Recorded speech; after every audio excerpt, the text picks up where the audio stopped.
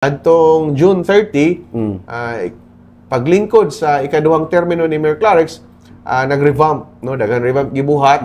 And then naapo dayon ang pag-renew sa mga contract sa mga job order, casual o consultants. Kay kaning consultancy, same ra man gyapon ni og order sa pag-hire sa mga ila, no? So mo take time gamay. No? Una nag-evaluate pa si Mayor. Gani atong niaging Lunes, no, yang giingon sa flag raising nga doon na yung mga consultants nga wala na rin yun, kaya wala na sad nag-perform, no?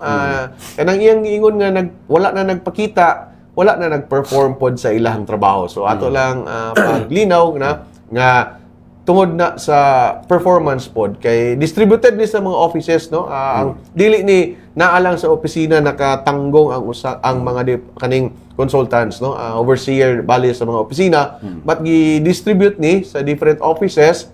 So muna karon ilahang contract is ongoing pa pag proseso. Same with our job order pero nakasweldo na, no? Nakadawat naman sa bonus. Naabay nagsulti nga nagdawat og bonus ang regular employees nga 3,000 before sa pesta? Wala, di ba? Pagbagot-bot daghan. So unfair pod gamay. Ato pong tagaan og pasidungog.